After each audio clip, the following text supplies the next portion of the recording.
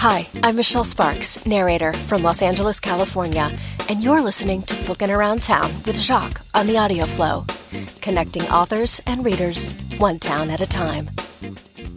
Good afternoon, everyone. Thanks so much for joining us for this week's episode of Bookin' Around Town.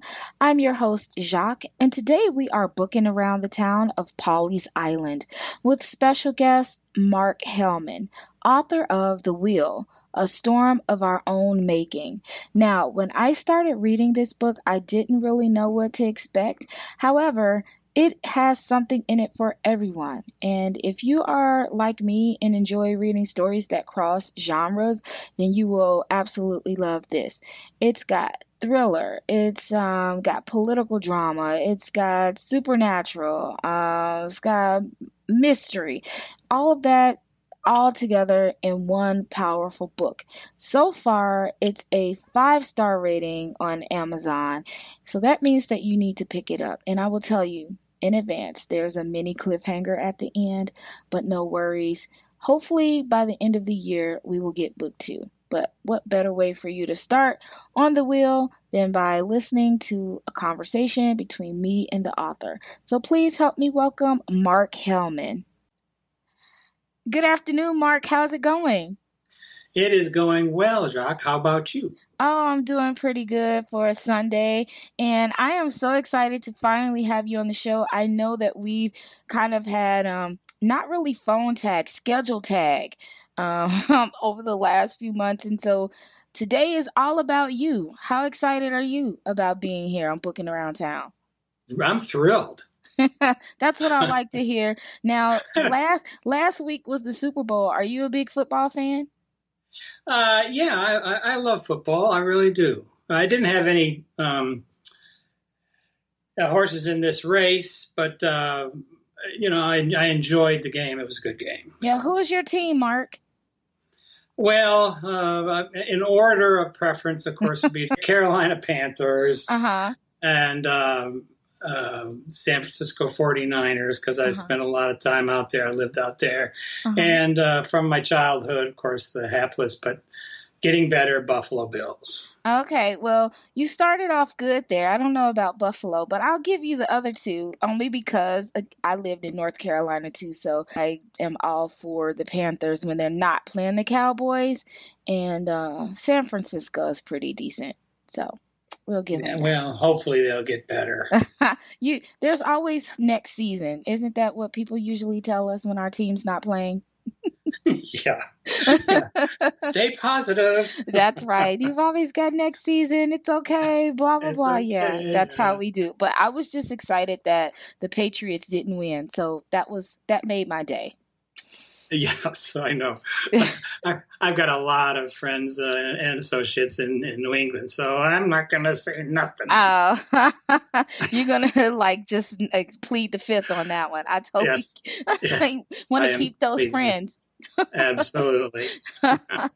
Well, now that football is over, I know that people are gearing up for other sports. And since I also lived in North Carolina, I know that there are a lot of people there that are really heavily into college basketball and college sports. So on the level for you, how are you with college basketball and NCAA and the Final Four and all that stuff? Well, I hate to admit this. I've never really been a basketball guy. Oh, that's okay. I enjoy watching the Final Four and the tournament and all that. But I've just never been into it to that extent. Like I prefer football. Yeah, I do. I agree. I mean, I prefer football, and after living in North Carolina 18 years, everybody was just so excited about basketball, especially college basketball. It's UNC and Duke, and everybody just had their thing. And so I would only watch the Sweet 16 and the Final Four. So I was a fake basketball fan. So I guess you've caught me because I'm sort of a fake basketball That's okay. fan too. We can be fakies together, Mark. It's totally fine. But go Gamecocks. That's all I got to say. Okay. Well, yeah, go them. But so let's talk a little bit about you, Mark. I have been kind of, getting to know you a little bit outside of us communicating and just, following, reading your book. And I would love to know a little bit about your journey and how you got into writing and, if that was something you always were interested in doing, or did you just kind of stumble into it, or did somebody kind of nudge you along to do it? What's been that journey and that process been like for you? Well, I worked on my very first book, probably, when I was in my 20s, which it didn't go very far because I was just doing so much other things. At that point, I was a professional musician, an artist. And so, but I was a songwriter. I wrote most of the material for all the groups that I was in. So that was my path to writing that back then. And I think that's how it's never left me. And today I finally got to the point where, okay, I've got to do this because I've just got so many stories in my head exploding. And I have to begin my journey on this part of my life. So that's sort of how I got into it. And sort of through the back door, if you know what I mean. Yeah, and I wanted to talk a little bit about what you mentioned, that you were a musician. And so what instrument did you play, or were you a singer, or did you do a combination of both? Both. I was a singer and a guitar player and a bass player. Oh, nice. And so have you been able to incorporate, or do you have any stories up your sleeve that are based on being a musician? Yes, I mean, there's, the one chapter in there that's set at a venue sort of like the Hollywood Bowl, where a bad guy, as things are starting to get crazy in the book, decides to do some bad things. And I used a lot of my experience of backstage and incorporated that into this particular chapter in the book. And so let's talk a little bit about your book. So we are speaking of Mark's book, The Wheel, and it's a storm of our own making. And I will just say, Mark, it kind of covers a gazillion genres. And I know that you and I had talked about that before, that it kind of doesn't just sit in one type of genre. And so how was that, putting this story together, and it kind of just, filters through it, is paranormal, a little bit of, mystery thriller, and, kind of all of that together. How did you decide that it was just going to be this mismatch? Well, I didn't decide that. I know what interests me, and I love politics. I love history, and I love the supernatural. And I've studied all kinds of religions and mysticism and all of that.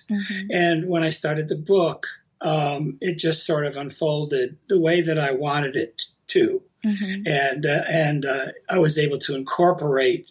I mean, when you start the book, you sort of think, oh, okay, well, it's a political thriller sort of thing. But what was that about the Catalonian plain and General Flavius Aetius? What was that? The Rome? Well, how does Rome have to do with this detective who's trying to solve this weird murder they found with a guy with all these darts in his back?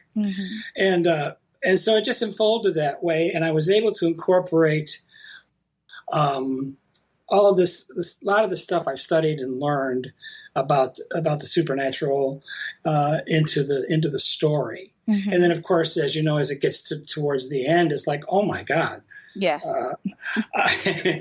where's this going? No spoilers. And I really enjoy that. in other words, I had fun. I had fun writing it because I enjoyed it, bringing into all the stuff. So the reader is going, okay, I've got this figured out. Whoa. Yeah, no, I don't. What is that? what, oh my God, what is that?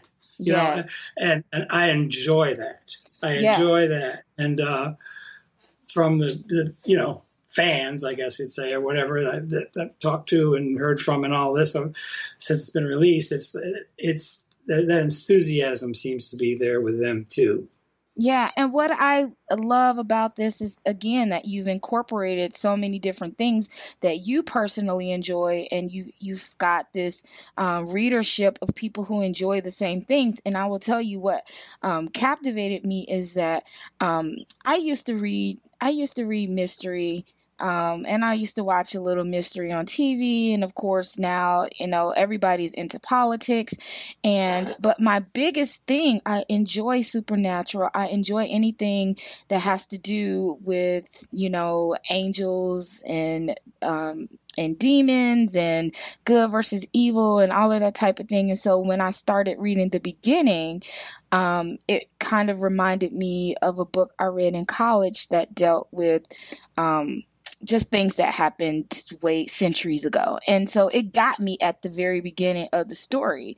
And so anybody who is into any of those genres, I think, can pick this book up and find it appealing. And like you said, once you start, you kind of think you have an idea, and then you're like, darn, nope, I didn't see that coming. And I was totally wrong. And so that's what makes a good writer. So I would tell you the book is fantastic. And I just need to know what's coming next. Is there going to be more books? Is it a series, or are you going to be doing more standalones, or what's on your plate? No, I've got to finish I'm working on book 2 right now. Okay. But before that comes out, I'm getting ready to publish what I'm calling sort of like book 1.5. Okay. If you remember, in the book, how at the beginning of each sub-book within the book, there's like a proverb, a spiritual thing or a lesson or a sort of why am I here sort of thing that starts every book part of the book.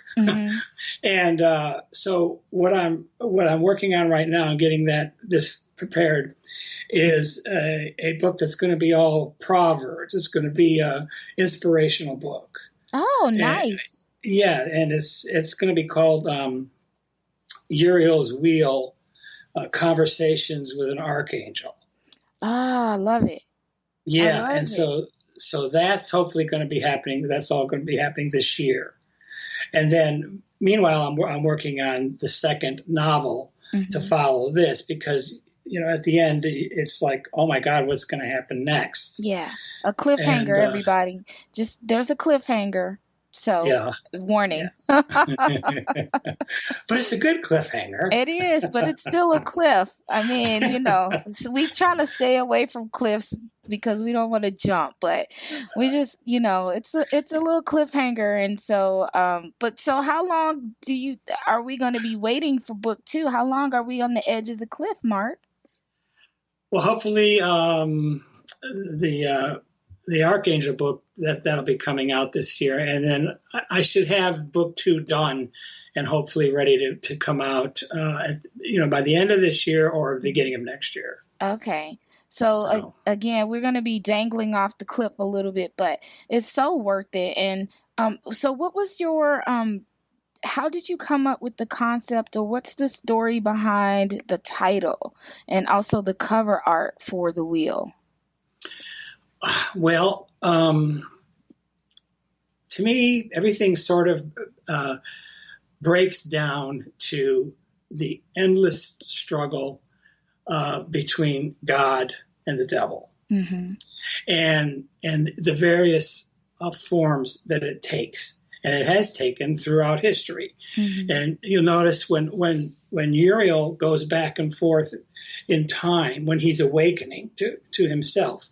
And he's going back and forth, and he's meeting all these characters, whether it's the Roman general, or whether it's Jehane d'Arc, who is, of course, Joan of Arc. Those are all researched. A lot of research went into them, and to have them be as accurate as possible. And even when he meets the baby Jesus, that's all been researched, of course, with him, his character being, of course, the not the truth, obviously, but well, maybe, you never know. But anyway, you never know. So put that all together, and it just comes up with a story. And of course, there's a lot of politics involved. From 2,000 years. People go, well, what kind of book is it, Mark? I said, well, it's sort of a political, historical thriller of the supernatural.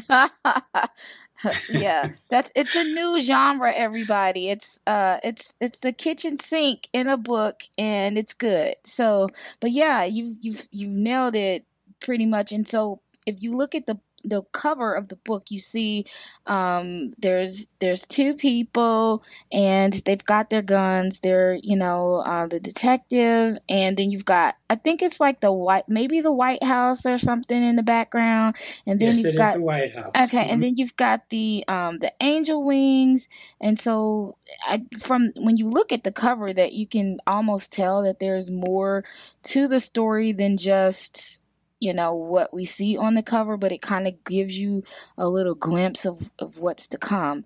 But again, there's a cliffhanger, and so I will be waiting until, can I just say, like December-ish?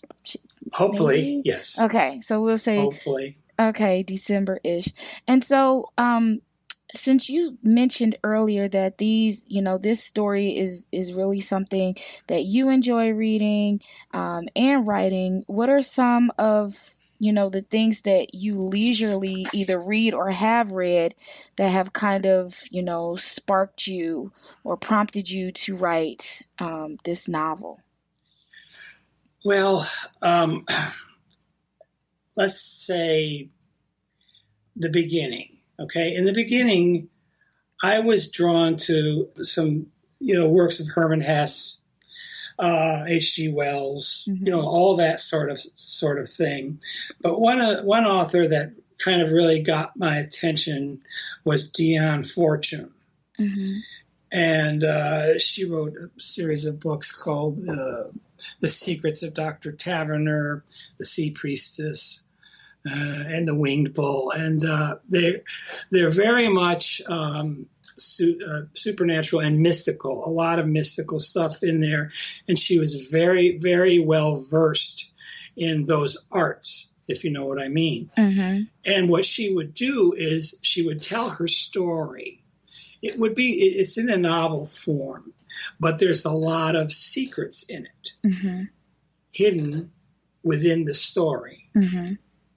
And that is something that I've tried to do here. And I think that even if people don't realize what they're reading, there are things in there that can really get sort of placed in the subconscious, or things that you already know, but you haven't discovered that you know them yet. Yeah. And then you kind of bring it to our attention, and then it's like,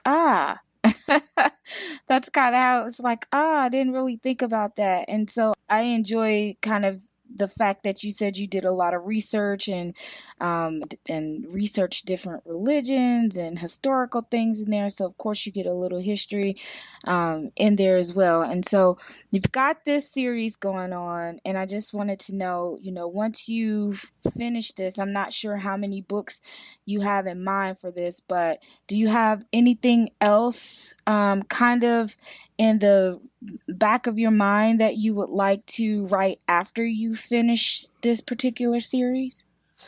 I think there's one book that I would like to do that really will be sort of a side of all this, and it's basically a story about my mother, and she was she's from Greece. She's Greek. She was Greek, and she happened to be here in the States when she was born. Her parents were here, and she was born an American citizen. And then they went back to Greece, and they were pretty wealthy Greeks. She had a good childhood, and then the Nazis came in. And so they took, of course, everything away, and she saw the horribleness and the murders and this and that. And she, at 12 years old, was working for the Greek underground. Wow. Yeah, and her and her best friend at that time, I guess they were out playing or something, one of the streets, and a British plane got shot down overhead. And the pilot parachuted down, and they found him, and they hid him away until the underground could get him out of the country. Wow. And she was 12. Wow. So, I keep thinking sometimes that, gosh, there might be this whole family of people in England that are there because of my mom. Yeah. You know what I mean? Yeah. So anyway, that's off on a kind of a tangent compared to the stuff I'm writing, but that's something that's in the back of my mind that I do want to do sometime down the road. Well, we'll be looking forward to that too, and also the next books that'll be coming out that is a part of. I don't even know if the series has a name. Does the series have a name, Mark? Well, it's going to be the Wheel series. Obviously. The Wheel series, okay. Yeah, but the subtitle for this one was, of course, A Storm of Our Own Making, and that is also kind of a way of saying we have to realize that we create our lives. We create what's happening to us. As Buddha said, we are what we think, and we create our lives. Now, the second book is the working title is The Wheel, the Making of Our Own Demise. And then there's probably going to be a third one that wraps the whole thing up. Well, I'm looking forward to. Now, I would love to have them on audio. Any thoughts on getting the books put on audio at some point? That would be, I would like to do that. I haven't pursued it so much yet, but I do want to do that. Hopefully, by the time we get this thing really rolling and the second book coming and everything, all that kind of stuff will be taken care of. You know, we're just in negotiations right now. So okay, good. Good. Well, I'll be looking forward to that too, because I'm a giant audiobook listener, and sometimes it makes life a little bit easier when I can hear somebody perform a good book for me, and I can just sit there and drive my car or clean. Who am I kidding? I don't like to clean, but cook. I can cook and listen all at the same time. So that's always fun. Now, you had mentioned again earlier that you were a musician, and that there's a scene in the book that kind of you were able to add a little, information in there that's directly from something that you related to. Now, as far as the other characters in the book, are any of them based on people that you know, or were they inspired by anyone, or did you just kind of come up with them yourself and let them kind of take over your brain? Which sounds weird, but that's what characters do. They kind of come in and take over. So, yeah, I don't know who said this, but didn't somebody once say that for writers that every character is a part of themselves? Yes. And, and I really sort of feel that way. I mean, you've got, of course, the detective Moose Pedersen, who's really Uriel, and then Alex Adams, and of course, Maria, the teenage girl, and the whole thing. And then on the other side, you've got the bad Michel Broussard, whose real name is Asmadian, who Moose and him have been fighting in one form or another for a millennia, 2 millennia. Mm-hmm. And so it's the good versus the evil thing that fascinates me, and always has fascinated me. And so when I start writing, it just sort of comes out naturally. Mm-hmm. So to be able to look at and interpret both sides. Mm-hmm. Yeah, because we all deal with that in ourselves internally, that, good versus bad. Should I make this decision or that decision? And each one of them comes with some type of consequence, and so that's kind of, I guess that's always kind of been the theme of, everything is good versus evil. And you've got that down pat in the story. And again, I'll be waiting patiently for the second book to come out. But at least we'll get the 1.5. It's not really a novella. Would it be considered a mini novella-ish type thing? No, it's not. It's not a story. It's just a collection of writings, mm-hmm. Like an inspirational book. Okay. So that you just, if you're feeling lost or whatever, maybe you just open up the page, whatever. Mm-hmm. And then there's something there that maybe would inspire you for that day. Yeah. It's that kind of a thing. And my wife, who's an artist, is doing some of the paintings that are going to be in there. And, nice. So we're excited about that too.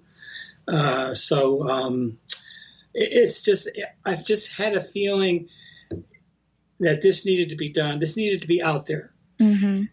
The novels are coming, but this needed to be out there on its own. Yeah, as a gift, if you know what I'm saying. Yeah, I do, and that's what I enjoy about when people decide to take that journey and start writing. It's usually the first book that they put out is the one that I would say, I'm going to say it's like their baby, because it's so much that it's not just about, I want this book to be a New York Times bestseller, but it really goes out there because it has so much stuff in it for themselves and for other people to get something out of it.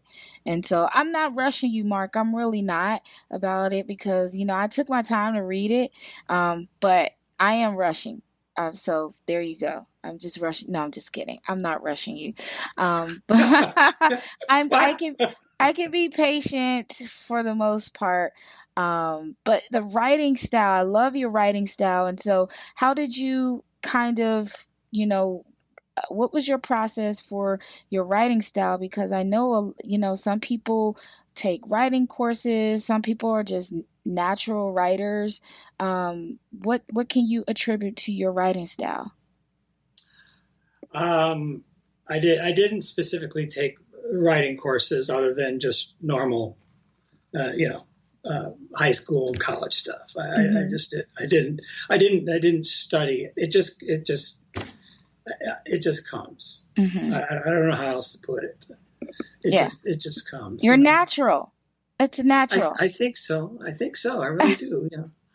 Now, are you an outliner? Do you outline, or are you a planner or a pantser? Pantser. Is it pantser? I think that's what it is. That person that just plans, or the person that just sits and writes? I just sit and write. Okay. I just sit and write. I mean, I have an overall concept. I mean, book 2 has to have a little bit more of a concept than book 1 had, simply because book 1, is done. Mm-hmm. And I can't, if I'm going to continue on, it has to have a concept. I can't just willy-nilly just write about anything. But it will have new stuff going on, new mm-hmm. characters, new oddities, mm-hmm. New ways to look at the different sides of everything, mm-hmm. and new teachings also mm-hmm. in it. And I hate to use the word teachings because that sounds like, oh, I don't know, we get taught anything.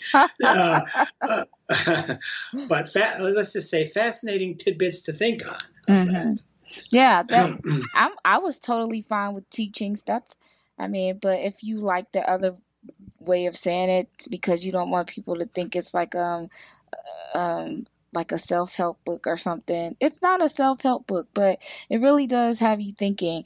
And I will say that these two books, they're not the same, but when I was reading the Left Behind series, it was sort of like that for me. It was things that made you think and made you, kind of want to look at other resources and compare and say, this makes sense. And so there were some teachings in there as well, even though it was fiction that was kind of based on things that can happen. And so I get it. See, I'm connecting with you, Mark. I'm there. We are connected. Yeah. There is no doubt. I totally get it. Okay. All right. So Mark, when you are not writing, because it's so interesting when I speak with authors, they spend a lot of time in what they call their writing caves, and they go in and they just kind of steal away from the world and they just go in there and write. Do you have a specific time of day that works best for you when you're writing? Are you an early bird or are you a late night owl? I am a definite late night owl, and that all comes from basically the days as a musician, because dinner time back then was 3 a.m. Ugh. And you work all night. Yeah. You're doing gigs or whatever, and you're still up. So you go to Denny's or whatever you do at the time. Yeah. The only thing open, Denny's and the Waffle House. There you go. Except there weren't any Waffle Houses in San Francisco. Oh yeah, none. I wasn't lucky enough to have a Waffle House out there. Just Denny's. Ugh, I'm sorry. But just whenever I can. I mean, whenever I can sit down and write. When I get the time, then I do. I tune everything out and just dive into it. Do you know about how much time you normally spend writing? If you write every day, do you try to, there's people who say, I need to write this amount of time, or people who say, I need to get this many words in. Do any of those fit kind of what your style is? No. I cannot, for me personally, nothing wrong with that, but for me personally, I can't imagine doing that.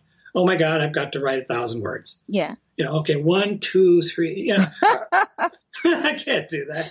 I have to, when it's done, as for the day, it's done. That's it. Or if I just have to think about it or meditate on it or whatever I do, and then wait for the inspiration to hit me again. Yeah, that makes sense. I am more in love with you and your process as you talk, because I enjoy when people, don't get me wrong, people who outline, that's great, that works for them, but I like when someone can tell me they just kind of sit there and they just go with the flow instead of planning everything. And I think sometimes that works out better in your favor because you don't have time to go back and make a bunch of changes, because you just kind of go with it and let the story write itself and let the characters speak and write themselves. And then later on you go back and, it goes through edits or whatever. But sometimes that first, piece or that first thought that comes out is the best because it flows so well. Well, I definitely believe that. I mean, I definitely believe that it all comes from somewhere. You can call it whatever you want to, but at least for me, that's where I get my inspiration. When I sat down and was beginning that book, I didn't sit there and think, and in chapter whatever, I'm going to write about the black-eyed children. Yeah. Where does that come from? Right. Where does that come from? But the black-eyed children is a real thing. You can look it up. Yeah. It's a real thing. But it worked at that point. I mean, of course, I knew about it because it's just, I know a lot about this stuff. And I thought, this is going to be really cool. Yeah. And this is what I like about you, is that you've done this research and you've kind of turned it into this fiction book, but again has some truth in it, and those make actually those make the scarier fiction books. That makes sense because you're like, it's fiction, but yeah, it's got a little bit of real value in there, but it's still good and entertaining. But then it really makes you think, and so that's why I want to push this, because I think that a lot of people will enjoy this story, again, like I said at the beginning, because it has so many different elements to it. It's not just, one type. It's not just, okay, it's supernatural. It's not just, mystery or political drama. It's not. It's all of them together. And if you enjoy at least one of those genres, you'll enjoy the whole book. And who knows, you might, move on and really like supernatural. But, it's funny, more people enjoy supernatural now, I think, probably just based on TV and evidence of things that we've seen. Well, I believe that the whole consciousness of the world, and this is the wheel, and, when you asked earlier about I didn't get into it, but about the concept of the wheel and how we are all strapped to our own personal wheel. All of the guilt, the fear, the anger, all of that sort of negativity has strapped ourselves to our own personal wheel, which we need to be able to overcome so we can be free.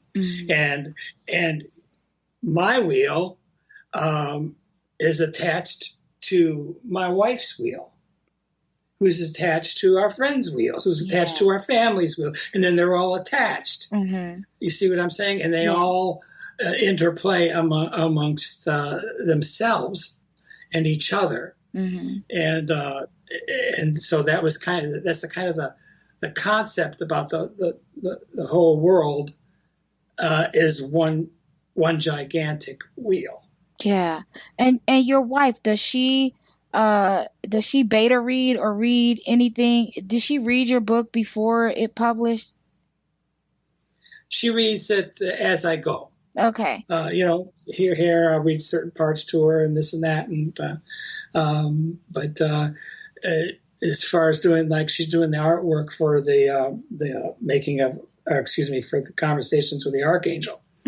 And of course, that will be a specific thing from the beginning of each little snippet that will inspire her in her painting. So hopefully all the books will inspire people in their own creativity or whatever it is that they're where, because we all have that inside of us. Yeah. I like the partnerships when there's a writer and then like you mentioned, your wife is doing the artwork in the inside of the book, which is exciting. I'm looking forward to seeing that, and that you actually read to her and she's giving her input. So basically you're narrating your own book to your wife, which is kind of cool. Yeah. Well, it does work. So we can expect Conversations with the Archangel sometime maybe in the summer-ish. How far along are you with that one? It's done. Oh, yay. It's pretty much done. Okay. Now it's just that next step.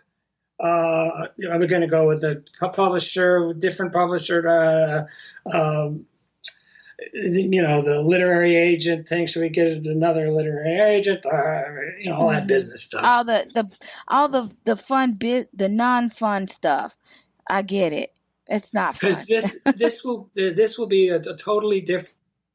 If you go to a bookstore and you go and go to one area, for the Wheel series, you would go back to the spiritual, inspirational area for the Conversations with an Archangel.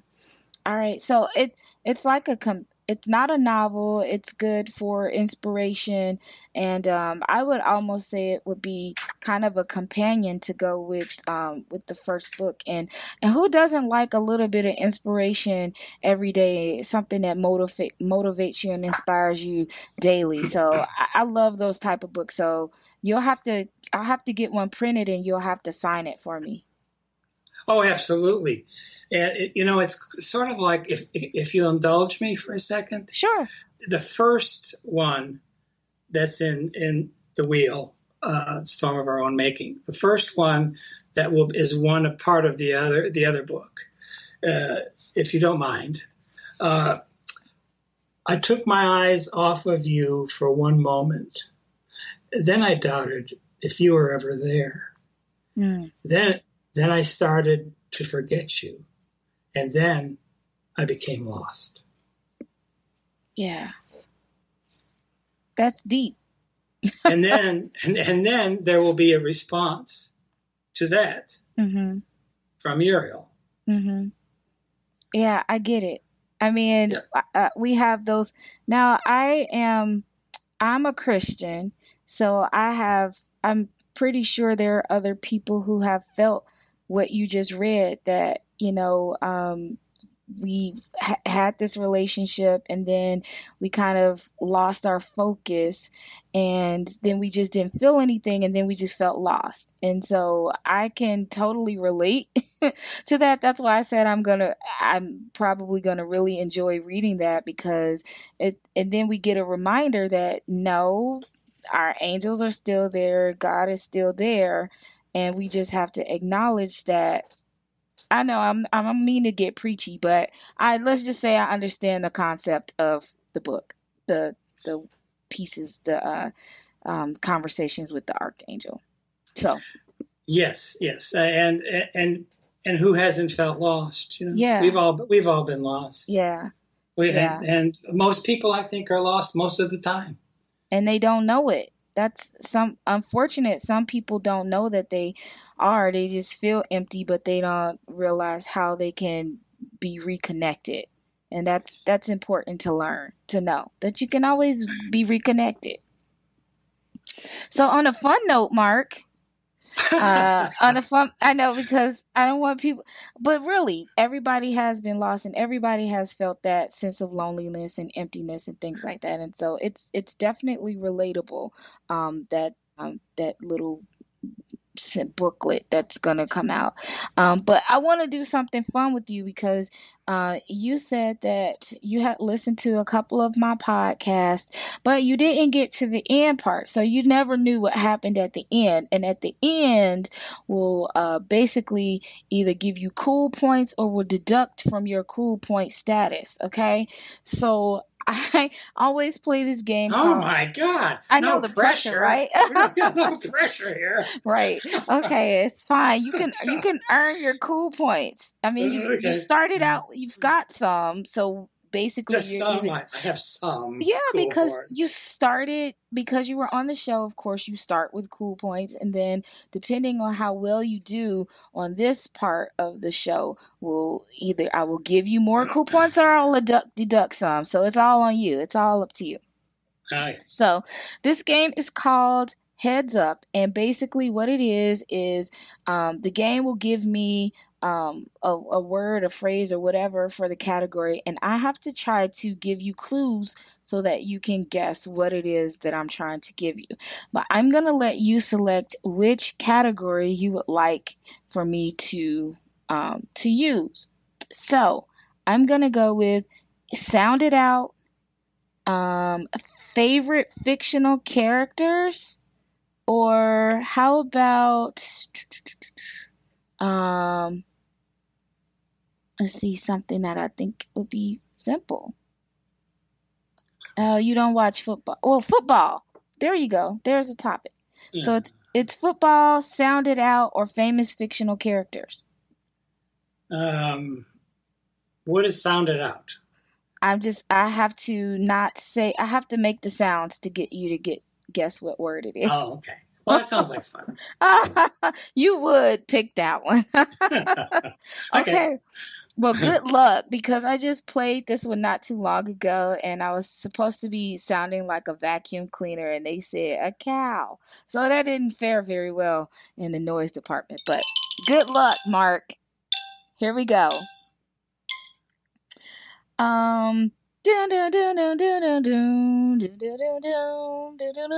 It's got 88 keys.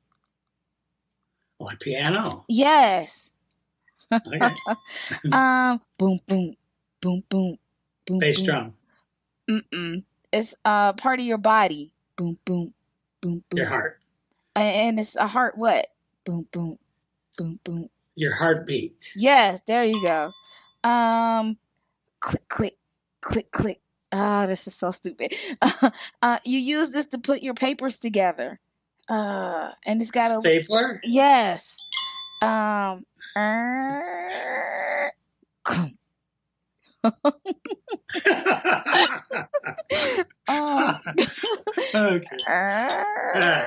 What is that?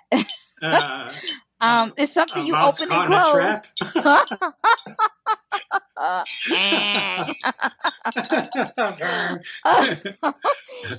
Gong show. It was a creaky door.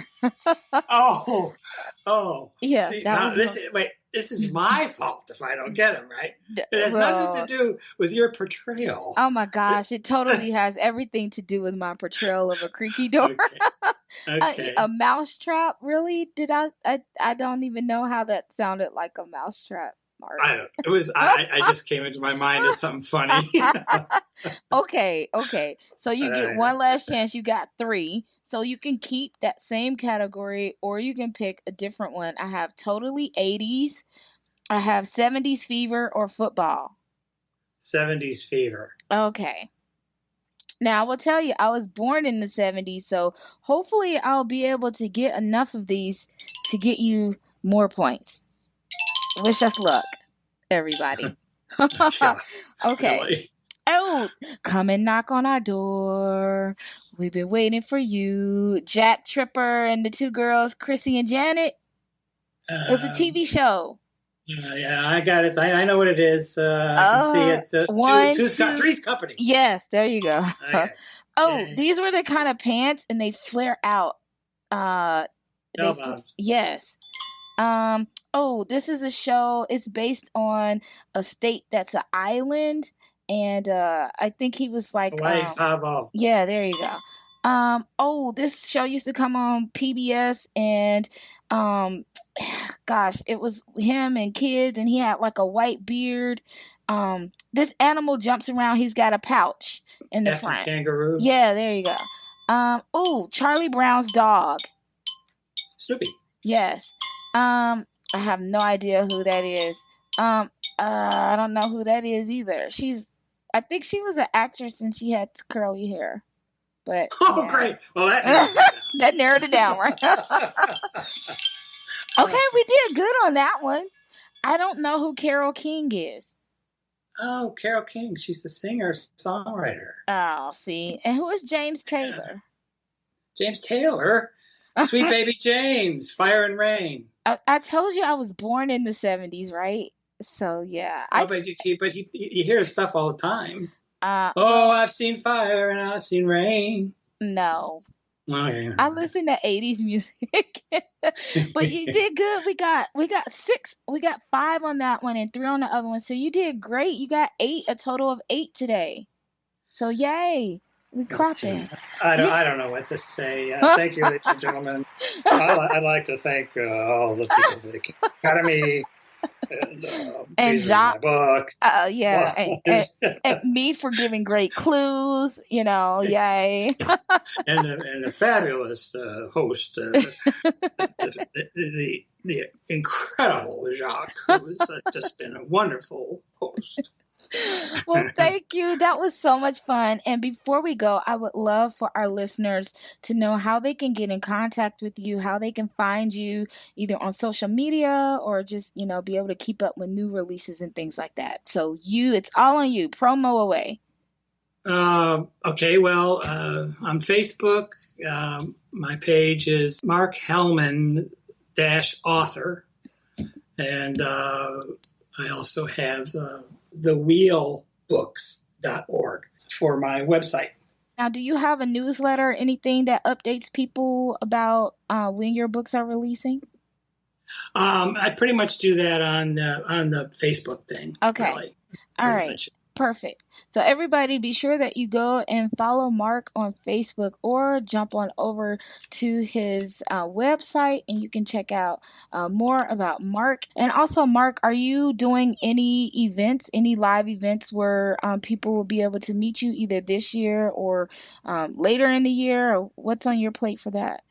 No, not right now because I'm just writing, but that will all be announced, as we get closer to stuff being released. Okay. We are so thankful and grateful that Mark was able to stop by and be on Booking Around Town today. So thank you, Mark, for being here with us. Well, thank you so much, Jock. It's really been fun. Had a great time. Well, you're welcome, and I'm glad that you enjoyed yourself. And we would love to have you back on the show again once the next book releases, or if you want to come back sometime later in the year when you've got hopefully if you've got book 2 out, and then we'll also talk about Conversations with the Archangel. So if you want to do that, we'll set that up and get you booked in. Sounds great. Thank you so much. You're welcome. All right. Thanks, everyone, for joining us for this week of Booking Around Town, and we'll catch you next time. Bye. Hi, you've been listening to Booking Around Town with Jacques on the Audio Flow. To listen to this episode and other episodes of Booking Around Town, visit us at www.theaudioflow.online. You can also listen to this and other episodes on iHeartRadio, TuneIn, Google Play, iTunes, Spreaker, and YouTube. This podcast is produced by Firefly Productions. Remember, Booking Around Town connects authors and readers one town at a time. Don't forget to download your free audiobook today. Go to audibletrial.com/theaudioflow. Again, that's audibletrial.com/theaudioflow for your free audiobook. Thanks for listening.